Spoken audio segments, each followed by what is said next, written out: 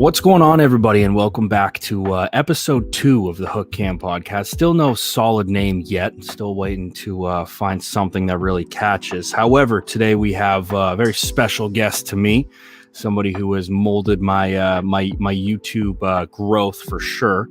Mr. Luke G of the DSA. Luke, how we doing today? Hey man, I'm good. You ain't got to give me all that love, man. This is all one love. It's all the truth, though. It's all the truth. But we had so much fun just talking football, and when we discovered each other, it was so crazy how much we had in common. So overall, listen, I'm ready to talk some football. I appreciate the praise, but you rocking it. This is all you. You know your stuff, and this is why people respect and love you. Yeah, I appreciate that, man. It was weird, going through the years of coaching. There's definitely points where you're like, what am I doing with my life right now? But that love for football kind of silences that voice in your head. But being able to be on YouTube and kind of put that stuff out there, I was just saying in the last podcast I did, I still can't believe that like 7,000 plus people hit subscribe on my channel. It blows my mind. So I was so hyped for you. Yeah, thank you, dude. I don't get it. I just don't ask questions at this point. But if you are one of those people who hit that subscribe button and watch my stuff religiously, thank you so much. It means the world to me. I implore you to check out Luke G. Luke G and the DSA guys go live every Tuesday, Thursday, and probably 1 or 2 more times a week mixed in. I mean, you guys do a great job, and that's something that I need to do a better job of, is you guys do a great job of like interacting with subscribers and, having conversations and an open platform. You guys dominate that area, and it's really, really cool to see. No, we appreciate it. The goal of the Detroit Sports Alliance was to do just that. It was to give a platform, not to just us as fans, but to any fan who wanted to come on. And so we've had a number of fans who just simply reached out to us, and we got them on the show to get their opinions so they can have a platform and they don't got to worry about doing the editing and all that stuff. And and we just keep it to the Lions so that way they can have their own media stream. So yeah, it's working extremely well in my opinion. Yeah, I mean, it's awesome. I mean, you guys are crushing it. I hop in as much as I can. You guys are East Coast, or I think East Coast time zone, or not Central. Yeah, East Coast. So like when you guys are going live, it's like 7 o'clock, and I have like an hour before class, so I'll hop in and listen to as much as I can. But anyway, I'm sure that the people are dying to see, and I'm sure that the thumbnail will let the people know, as well as the title. We got a lot to break down today. For those of you who don't know, you probably live under a rock and you creep up to see my channel. I question your abilities as a human. But if my channel is the main source of your news, Matt Stafford was traded yesterday to the Los Angeles Rams. Stafford went to LA. In return, Detroit got a future first-round draft pick, another future first-round draft pick, a third-round draft pick for this year, and then Jared Goff. And this sent shockwaves throughout the league. And I don't want to overstate it, but Luke and I were talking a little bit pre-show. This is going to have a massive effect on things throughout the league. It's going to reach cross conferences. It's going to reach within locker rooms. I mean, it is a massive trade. So, where do you think we should start off with this? Should we start off with how this affects Detroit, how it affects LA? What do you think is a smart thing to go with? I mean, we could definitely start off with both. I mean, how does this affect Detroit? How does this affect LA? And to me, the answer is simple. When you look at Detroit, obviously most fans, which we've talked about this too, most fans in Detroit, especially the ones that I interacted with, and that things that I've seen and heard just through our radio and other media outlets, they wanted Stafford gone. So now they get their wish. And so now the Lions get the new quarterback, but now that same fan base is not happy about said new quarterback. Right. Yeah, that was a huge thing that I thought too. It was like already without this kid even. I mean, Jared Goff barely got the news, and Detroit fans were already like, "I hate that guy." It's like, can we give him he saw the tweet. His agent just told him, and immediately Detroit fans were like, "This guy sucks." It's like, all right, let's give him a shot, guys. But I mean, and that's something that I definitely want to hit on is.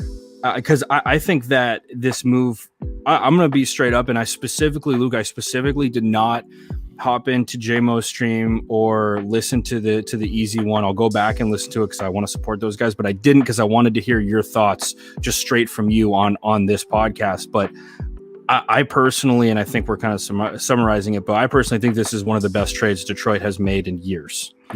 It is. I think it's a phenomenal trade. It is. I did not think we would get a first. I thought that we would end up getting, I thought we would get a third, which we did. It's like I was right, but then I was wrong while being right, because a lot of the Lions fan base thought that we were going to get these first in this year's draft. And I'm like, yeah, but these teams who need quarterbacks, their picks are very high. You're talking 10, 11, 12. And I'm like, I don't see that happening. But I like that we got future first instead of first this year. Yeah, I completely agree. Because I thought I was in the same mindset that you were, and what's cool about it is that, I think we kind of talked about when I think it was basically last week. It came out, Stafford wants out, and immediately Detroit set the standard up. If you want him, you're going to need a first. And I think you and I were both like, I don't know about a first. Everybody else was like, okay, like this, and I was like, I think you and I both said it. We were like, all right, what's cool is that they set that precedent, right? Brad Holmes was like, if you want him, we're talking first round draft picks. Right. And what's so cool to see is the fact that they followed up on that. Like, not only did they follow up on that, but they secured 2 first round picks for the next 2 years. Like that's a massive haul for that Stafford trade and for a quarterback. And like Stafford's a stud and he's worth it. But I didn't think that they were going to get 2 first rounders out of him. I mean, you talking. The truth is this: the trade that we got was so good because not only is it the 2 first, there are the 2 future first, and so one of the things I like about that is let's say, for example, we discover in 2 years that Dan Campbell ain't the answer. We still got draft capital in that 3rd year if we wanted to move on from him in the 2nd. That's one. But let's say, for example, we decide that this is not enough, right? Let's say like we're not done yet. The Lions still have options at this point that they did not have before, because now if they wanted to, they can use this year as a foundation building year. And year 2, they can use that as that we're going to take the next step move, because they can now trade that 7th overall pick and trade back and tell somebody, hey, I want your pick this year. Like say for example, if Denver want to move up for a quarterback, or if Dallas want to move up for a quarterback, I want your first this year and next year. And if they do that, you're talking about the Lions having 3 first round picks next year, and then getting the first and something this year in exchange for a team to move up. They still have options. Yeah, I think that's the beauty of this trade, is the fact that and this is kind of the thing I was talking about. I'm going to be putting out a video today at like 1:30 or whatever, but it's basically kind of like the state of the Detroit Lions. Are these guys making moves in the right direction? And the thing is that you give yourself such a security blanket with this. And on top of that, like the other thing that I was sitting there thinking is, I'm like, look, the Rams are a good football team. Absolutely. But let's be honest, the NFC West is an absolute meat grinder of a division. It's no guarantee that the Rams walk through the NFC West and make the playoffs for the next 2 years. And if they don't, the Lions just got themselves 2 top 15 first round picks. And like, that's a pretty big deal. And again, that's a very positive and as a very positive and ceiling way to look at it. But I don't know. That was another thing I thought of, is I'm like, people are assuming Rams are going to walk their way into the NFC Championship game every year with Stafford. And trust me, he's an absolute. We've both been saying it for a while now. Like, Stafford's an absolute stud, but like, he does have injury problems. The NFC West is an excellent division, and it's entirely possible that he gets injured and the Rams don't make the playoffs. Like, am I crazy for thinking that? No, listen, that's part of it. I mean, you think about the history. Stafford is not an injury-prone quarterback, but he has been injured as of late. Way too often, and it's because they were trying to still get things together. And you're right, that could still happen, where they got to struggle, because let's be honest, if for some reason the 49ers just say, you know what, F it, I'm going to go out and I'm going to mortgage everything and trade for, say, Deshaun Watson, or maybe they feel like, okay, Carson Wentz might be a better option than Jimmy Garoppolo, or maybe they decide, you know what, we're going to go all guts in, we're going to trade up and go get Zach Wilson. They got options. Yeah. So yeah, you're right. It's not going to be a cakewalk, but it's also not going to be something that we should overlook. That it's a possibility that a player can get hurt. It's a possibility that Jared Goff can get hurt. Yeah, absolutely. Yeah, exactly. To me, the overall view of it should be, just look at the division right now. If you look at the NFC West, you got obviously the 49ers, the Cardinals, the Seahawks, and the Rams. And when you look at the division right now, you got Russell Wilson, Kyler Murray, Matthew Stafford and whoever they add to this division at quarterback. If Stafford stays healthy, they're going to be able to do things that they could not do with Jared Goff, and that 100%. is a huge move. But I think you're right in thinking that look, they're not going to do it, and there's no guarantee that it's going to work, but there's no doubt that in my mind that they upgraded their quarterback position. Yeah. Oh, yeah. And that's kind of the weird thing. And that's, that very like mainstream media idea of, who won the trade? Who won the trade? Who won the trade? Is it LA or Detroit? And I look at it and I'm like, both of these teams nailed this trade. Like the Rams are clearly in the mindset of we're going to go all in. We want a ring now, which is totally like, that's their thing. I saw something that they don't have a first round draft pick till like 2024 or 2028. Yep. Did you see that? I mean, everything's out. Like they are going all in, which is fine, dude. If you're going to go all in, do it right. And doing it for Stafford, I think is a good decision. And I don't think that they necessarily lost this trade. But I don't look at the Lions and I'm like, they didn't lose this trade either. And I kind of want to transition this now into a couple of things with the Lions, especially with this trade is, it affects number one, like where they go in the draft. Like where do you see them now going in the draft this year? When I look at this trade, I didn't see any winners. I said the winner will be decided when the Lions make picks. Yeah. If the Lions make picks that matter, like for example, if you go back to the Dallas Cowboys when they traded Herschel Walker, they walked away with Larry Allen, Troy Aikman, Emmitt Smith, and Michael Irvin with that move. Right? Yeah. Great. So if the Lions can do something like that, then obviously they won the trade. Yeah. But then there are other histories where people have not won the trade, and that's what it boils down to this draft pick. Yeah. I think if we're still sitting there at 7, we're going wide receiver. I know most of the Lion fan base want us to take a quarterback. I wanted us to take a quarterback. I would love for them to still take a quarterback, but you don't have to. You got a 26-year-old quarterback with 4 years left on his deal. Yeah. Why are you going to draft a quarterback now at 7? So to me, I think they take a receiver if they're stuck, but I think they're not done trading. Oh, really? So do you think that they're going to look to move some of these first rounders that they just got, or do you think they're going to try and move their own first rounder? What do you think? They're going to try to move pick 7. I think they're going to try to take their pick at 7 and try to acquire more picks in the draft, because I think if you look at what the Rams did, that was a big deal for you this year. Is you were not happy with how they handled their draft situation. I remember you saying that. And it was one of the things where you look at and you say, okay, the Lions are in a prime position to do something that they have not done, and it's potentially make decisions to get it right. Now they go out and get Jared Goff. There's no reason for you to get anything but a wide receiver or offensive lineman. And if they're going offensive lineman, they'll trade down for that versus taking them 7th overall. Right. So to me, you're going to walk into a situation where the Lions essentially are going to trade that pick at 7 to acquire more picks, but they should follow the same suit as the Rams. And I think most teams should. Build your team up and say, forget the first round pick, because their team is full of picks that are non-first rounds and they're performing. Right. Yeah, absolutely. And it's it all kind of ties into like what the media is going to promote and how guys do on, on combine and pro days and all that stuff. Like we're not getting combine this year from what I'm hearing. Yeah, exactly. So it's like even more so now, like that the lure of a first round pick, I think a lot of times, especially if they're a struggling franchise, has been who can we get to put people in the seats? That's why a lot of time. I mean, how many times have we seen first round? Say that again. Who can we go get to put people in the seats? And a lot of times that's not necessarily the guy that you need for your franchise.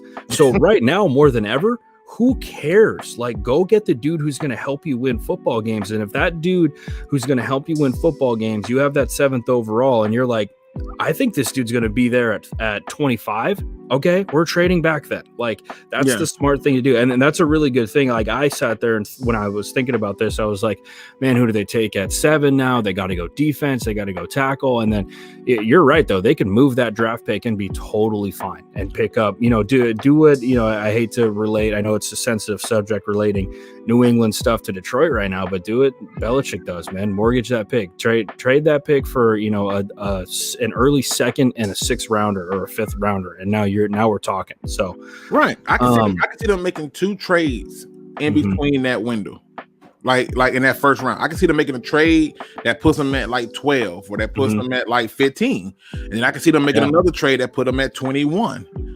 Yeah, that would be really interesting. New England's got to be an interesting trade partner. I do want to hit on this whole New England Stafford situation. We're going to do that. I just thought about it when you said that, but we're going to do that later. But yeah, there's so many options that Detroit has with this draft right now.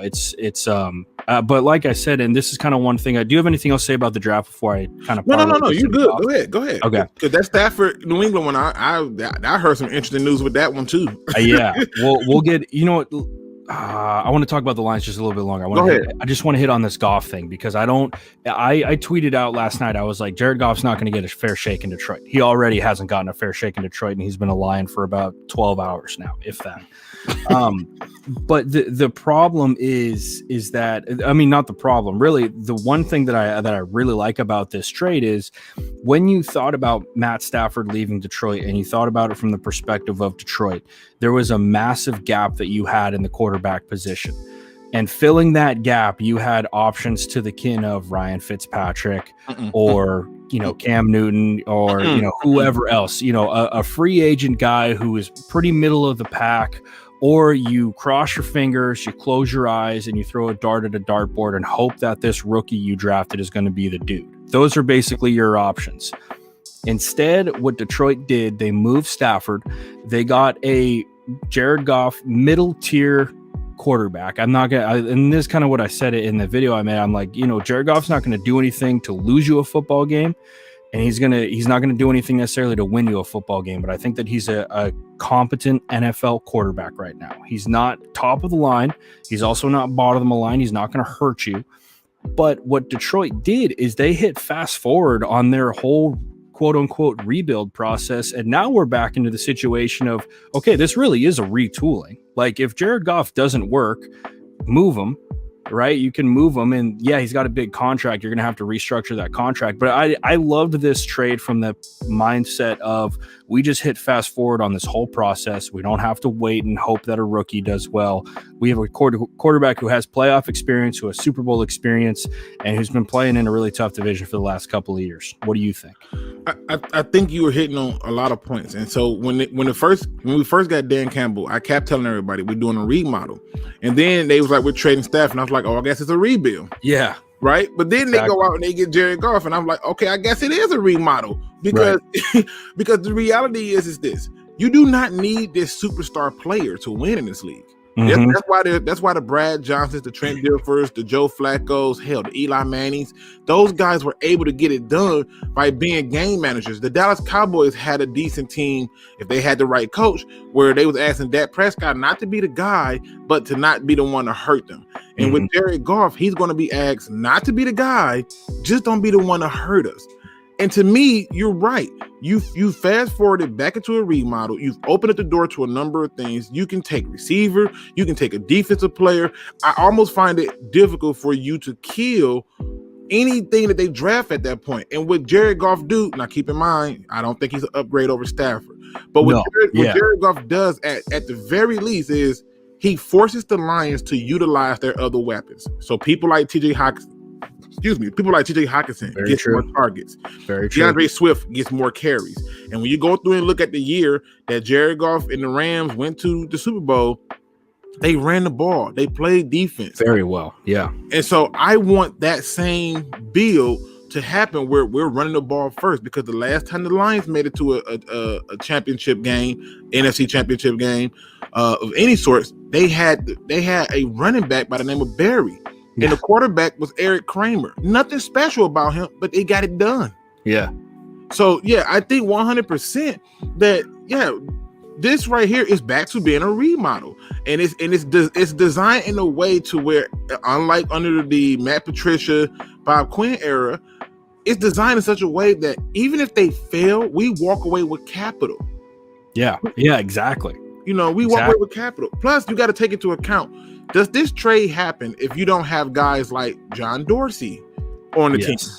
And that's something that I hit on in what I'm putting out today. The moves that Detroit has made has been such great steps in the right direction. Like, honestly, I have These are great things that they're doing, right? You have Dan Campbell coming in. He's a dude guys want to play for.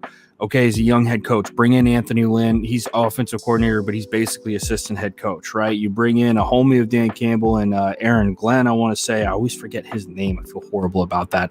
But you bring in John Dorsey. You bring in Dom Capers, I want to say, right? The guy from the Packers, right?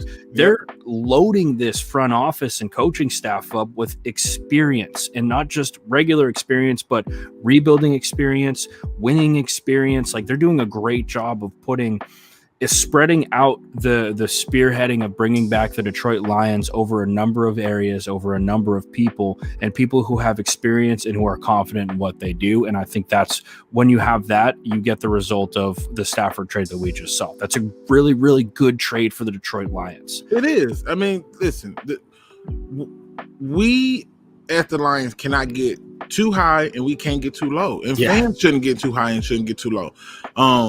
Sometimes you got to see what the end product is before you make a decision. When we first got Patricia, a lot of fans were like, "Yeah, we got this defensive genius," and I was like, "Okay, right." Like that was my response. Yeah. After that first season, I was like, "Nope, I'm out." Yeah, 100%. Yeah, I mean, you were firm on that. I remember. I think that was right around the time that we started talking. So. Yep. It was right around the time we met each other, and I was like, "Nope, I'm out on this guy." I'm like the coaching decisions that he's made is what I'm tripping out on. He's not even putting the best players on the field. Yeah, and so you won't have that with this one. But I'm gonna wait and see. I'm not gonna get too high. I'm not gonna get too low. But that front office is showing you that they're making moves, and the reason I love it is because there are a lot of Lions fans who are happy, and even more fans who are pissed off. That tells me we're going in the right direction. Yeah, got to be doing something right if people are pissed off. You have to be. You know. So I do kind of want to move from the Detroit, LA part of this trade and kind of talk about how this is going to affect the league. Before we move on entirely from the Stafford trade, I do want to hit on really quickly the New England part of it, because from what people were saying, and again, you have to take everything people say with a grain of salt, but from what people were saying, New England was kicking their tires on Stafford. After seeing what the haul was for Stafford, I doubt that they were in on it for very long. But of course, what's grabbing the headlines right now is Stafford basically said anywhere but New England. I don't think that has anything to do with Belichick or McDaniels. I think it has to do with the fact that New England doesn't have great weapons on offense, and he doesn't want to be around Matt Patricia. Do you kind of fall in line with that? I don't. You know what? I don't even think it's the matter of the weapons. I don't. I think his perception of what is considered the Patriot way is why that would be a that's another great point. Because think about it, like before him, he had Jim Caldwell, where he was personable, and you can go and talk to him, and you can, hey, what about this? And I can do this. And then, here this guy coming in, he builds a hill, and he's making them work out, and he's like, the hell, I'm hurt. And he's like, you're not that hurt.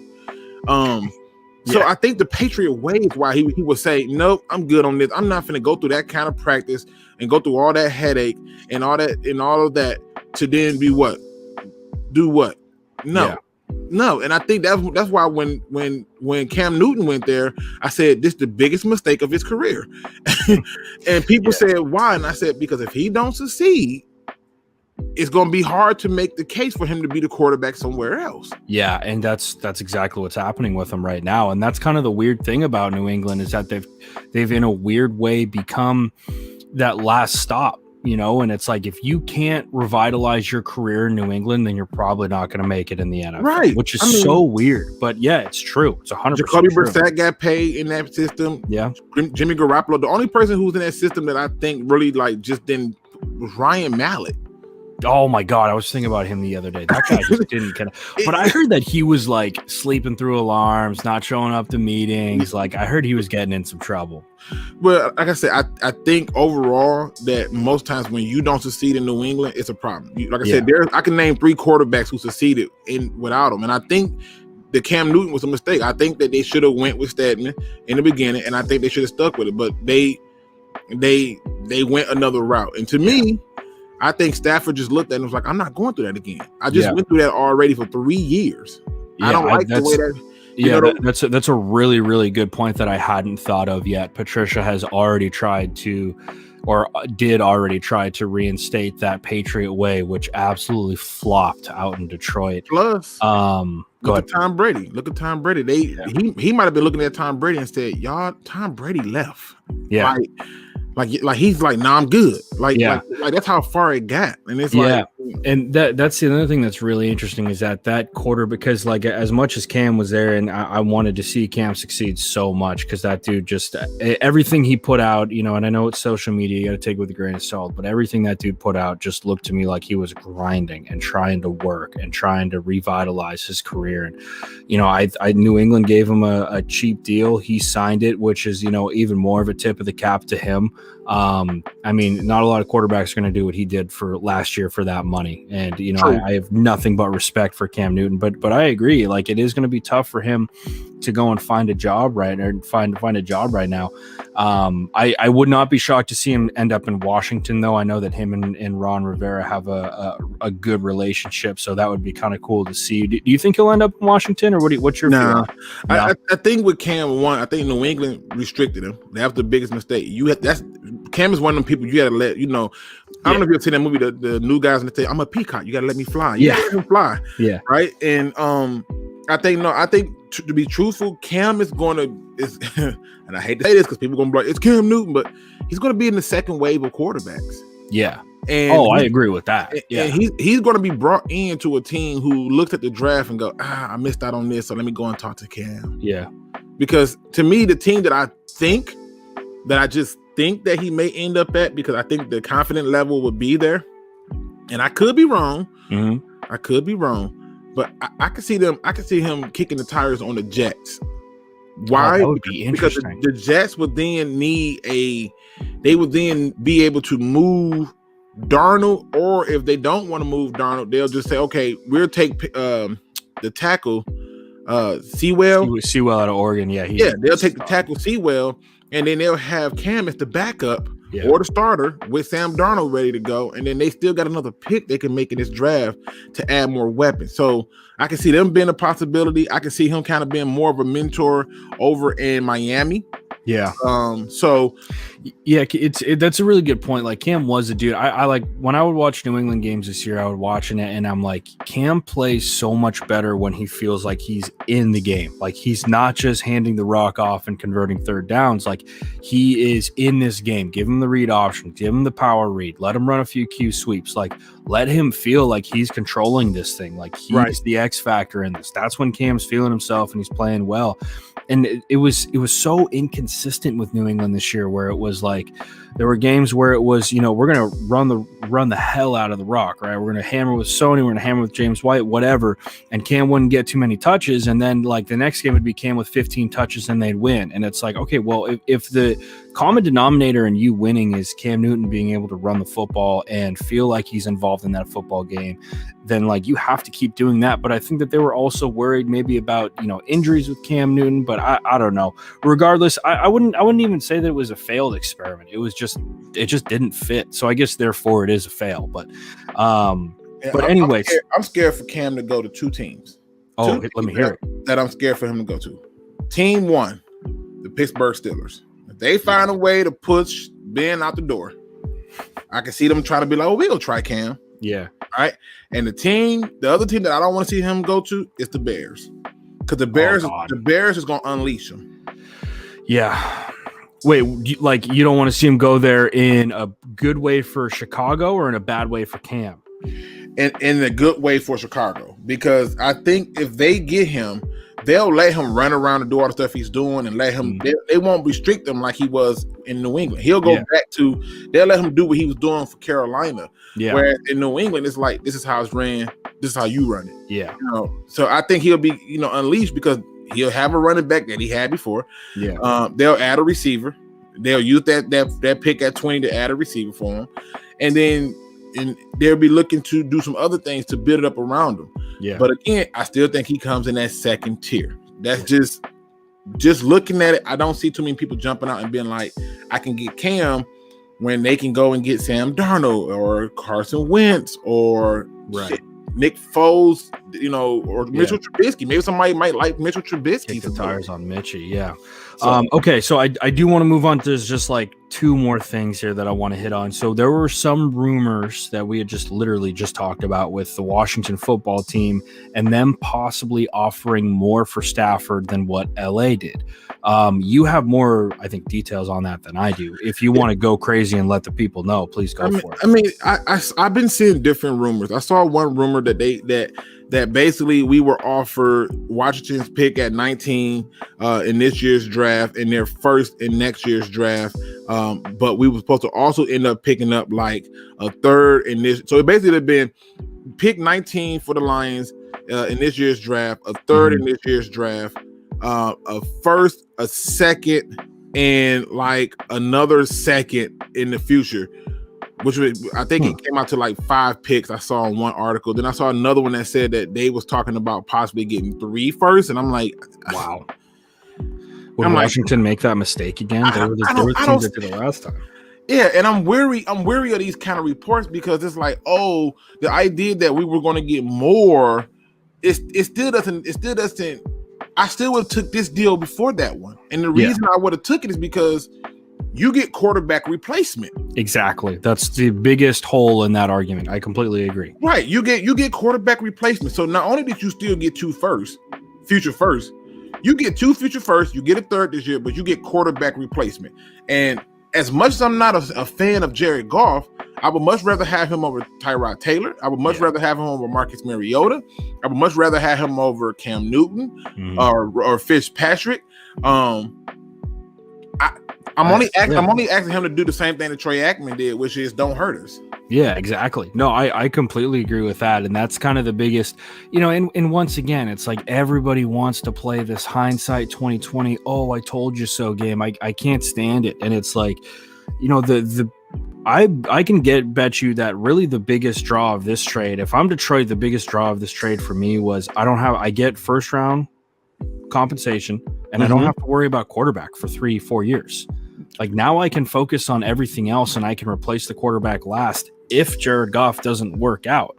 So that's my biggest problem with that hypothetical is the fact that, maybe Washington was offering 5 first-round picks, but okay, that's great. You still have to figure out who your quarterback is for next year, which means you're going to sign a free agent or, like I said before, cross your fingers on a rookie, which to get the stability you can get with Jared Goff. And again, when we talk about this, we almost kind of like pump up Jared Goff, and it's not exactly what we want to do, but at least he's been in the NFL. He's been on winning teams in the NFL, and it's going to force Detroit to shore up other spots on that football team. Like you were talking about earlier. They have to. And the thing is people got to remember one thing about rumors is they could be true and they could also not be true. Yeah, exactly. Like the reality is this: if the Lions were looking at this on every level, let's say, for example, the Lions were given their pick at 9. Let's say they was given their pick at 19, their second round pick, their third pick in this year's draft, and they were given the first and the second in next year's draft, and then the first in the next year's draft. I still would have took the quarterback replacement because my attitude to it is I never want to see my team lose. Right. And so having the quarterback replacement makes it now to where if the Lions sitting at 7 want to go with a Devontae Smith, even though I don't think we should take no receiver, if they want to go with a Devontae Smith, I'm not going to kill them for that. Yeah, exactly. If they decided to go and take an offensive lineman, not going to kill them for that. So many options that you have now with that security blanket of ideally 4 first-round picks over the next 2 years. Plus, I'm not buying that with the offer. That's a pretty insane offer. Yeah, I'm not buying that's true. That's a pretty insane. They also insinuated that the 49ers offered the Lions 2 seconds and 2/3 for Stafford, and they said no. So if for them, that's a smart move. Right. And so my attitude to it is this: if the answer to that was if that rumor is true, and they actually said what the compensation was, why is this one taking so long and got so many different mixed answers to what the compensation was? Yeah.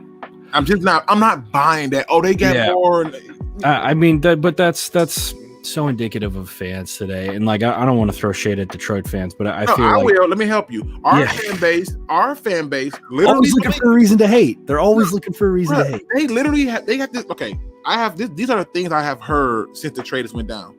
See, I don't think we done trade. I think we're gonna take Goff in our first pick, and we're gonna trade and move and get a guy like Deshaun Watson. What? Yeah. They've already said they're not trading Deshaun Watson, and that wouldn't be enough. If you got 2 firsts in the future, a third this year in Goff, what are you going to give up to get Watson? Now that's the first one. Now here go my favorite one. The Lion fan base thinks that Jared Goff is a bridge quarterback. He has not been brought here to be a bridge quarterback. He was brought here because he was younger, and they felt that the margin between him and Stafford was thin, but Stafford was ahead, and they we can still manage with this guy. Right. I completely agree with that. He's not a bridge guy. He's got 4 years on his contract. They'll get at least 3 of those out, and then they'll look for a quarterback. Bridge guys are guys like Ryan Fitzpatrick. And he's a bridge guy. Yeah. You know what I'm saying? Like, that's your bridge quarterback. Goff isn't a bridge quarterback. Goff is a guy who has a future in this league, who has potential to be good. But like we said, you're not gonna put him in the position you put Matt Stafford in, which is, I'm gonna need you to throw the rock 45 times a game and be down 14 and find a way to win. That's not Jared Goff, right? But anyway, I don't want to distract. Keep going with your other examples. No, I mean, but then you look at he go to third thing that the Lion fan base is saying. They've already started calling him Jared Goof, and I wish I could make this stuff up. I'll do, but the reality is this fan base still think that the Lions are taking a quarterback at 7. They've talked themselves into that over the last couple of months, and that's a true point. It's weird to be in, but that's a true point. But why do it now? Yeah, now you don't have to. That's the beauty of this thing. And it's like we've said, you can go and take a tackle, and it's like, okay, that makes sense. You can go and take a receiver and be like, yep, that totally makes sense. That checks out. Or you can trade back. You can trade back and get more picks late, and you're like, that's a great move. Like, now you've opened up the doors to have 5 or 6 different decisions that you can make and go with. And all of those decisions can be good ones. Like, all of those decisions have logic and smart thinking behind them, which is a place that, no offense, is somewhat unfamiliar for Detroit right now. So like I said, this is, in my opinion, this is one of the best trades Detroit has made that I can remember looking at and being like, that was a phenomenal trade for Detroit. This trade is better than what we got for Roy Williams from the Dallas Cowboys. What did they get? I don't remember that. So when the Lions traded Roy Williams to the Cowboys, they got a first, a third, and I believe a 5th. For Roy Williams. Yeah. Right. So Stafford, who at 33 has been hurt back-to-back seasons, who I love, I think gonna do phenomenal there. Yeah. You got 2 future firsts, a third, and a replacement player. Yeah. Honestly, this like I said, man, this is a great trade for Detroit. I love where it puts them in positions for the future. I love what it does for this team right now. It's also, telling people we're not in this thing to lose right now. We're bringing in guys so that we can be a competent football team and put together wins and not expect a 3-13 season. No, we're going into this thing with the expectation to win. But like we said, great trade for Detroit. I love it. Like I said before, I think this works for both teams. The last thing I want to hit on, and I want your opinion on this, what does this mean for Deshaun Watson and his trade market? Oh, it's done. Yeah, it's done. It's the fact that this is what Stafford got. It increased his price line, because you got to keep in mind, this is a guy who was on a team that literally went 4-12, right? And he still, somehow, some way, he still managed to throw for almost 4,900 yards, 33 touchdowns, 7 interceptions. Yeah, and that team went 4-12, and I think he's 25 with a ridiculous contract, which these players got to start realizing that it is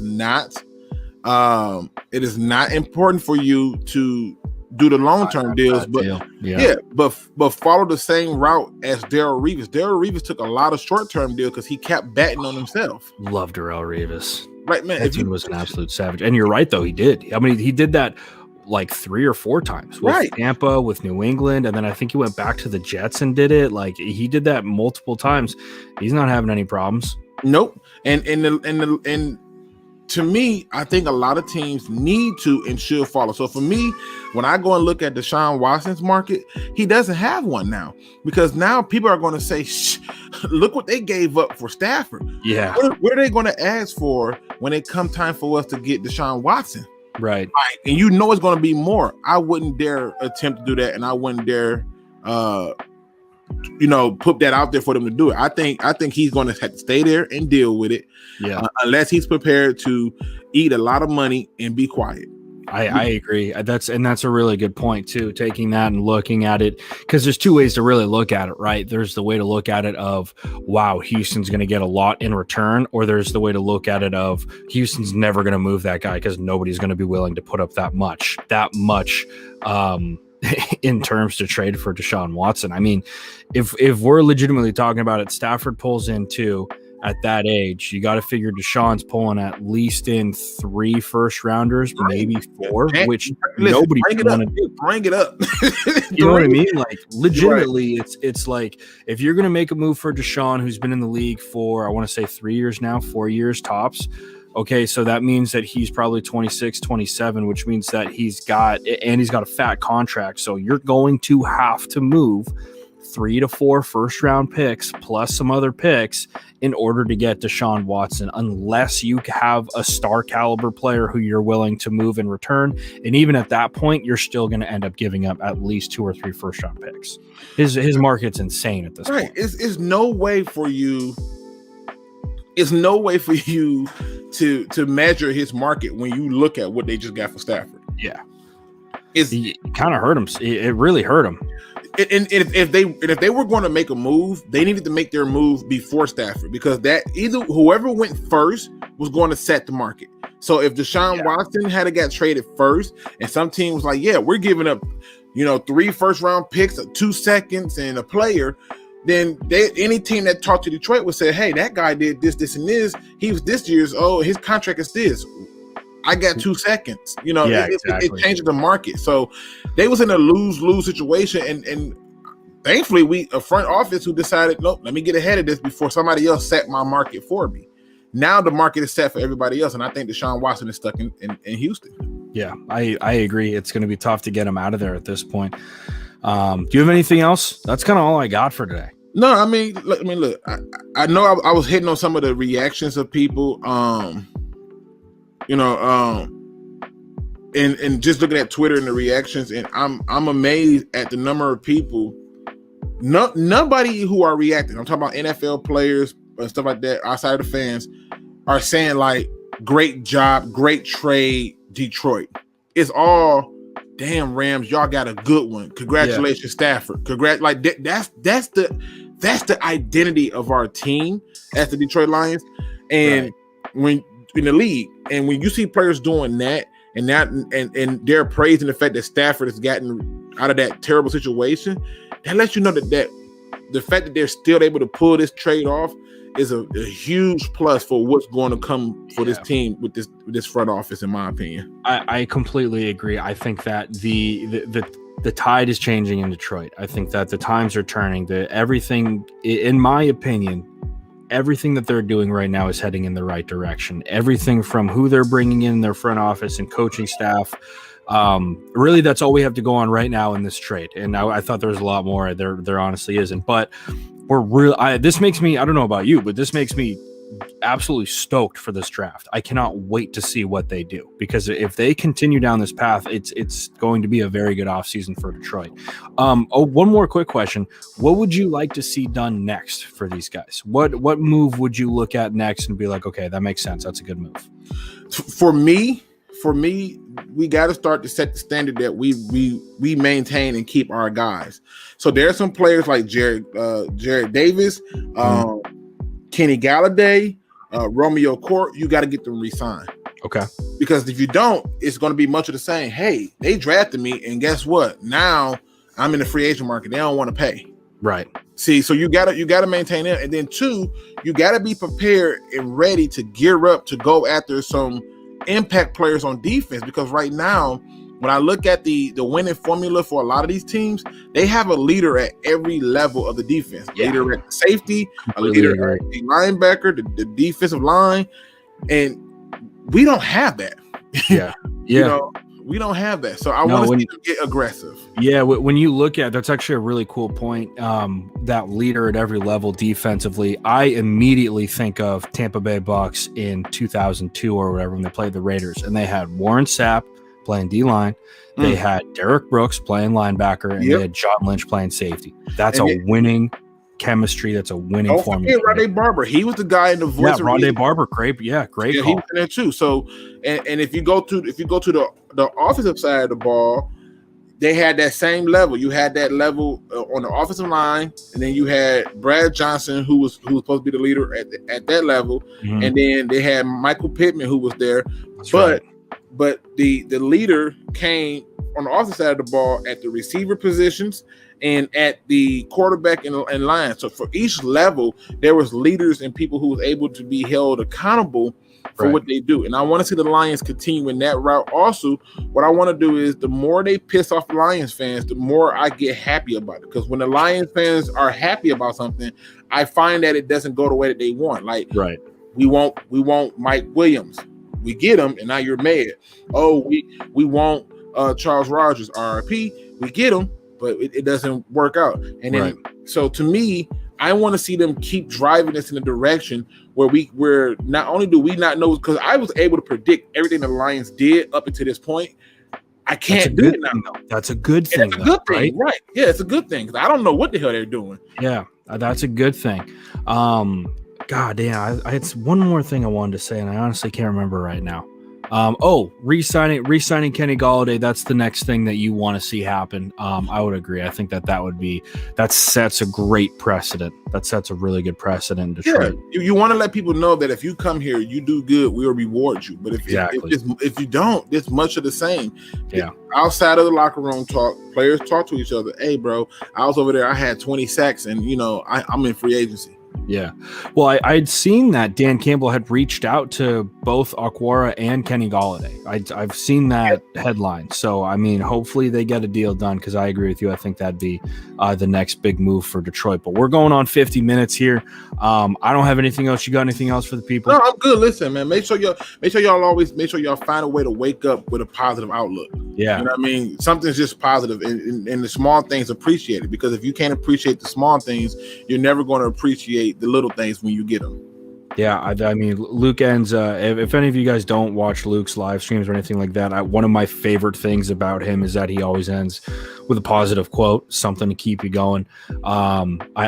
This is episode 2 for me, so I don't do that, but maybe I will, because I love that. I love what Luke's saying. Got to find ways to stay positive, man. There's a lot out there in the world that can get you down, and it seems weird. We're going off on a tangent now, but every time I'm talking to somebody, they're always like, you see the news, and then every time after you see the news, that phrase is thrown out there. It's always some sort of horrible news. And I'm like, no, I didn't see that. And I don't want to see that. Like, I want to be happy. I want to be positive. Like, I don't want to hear about something horrible.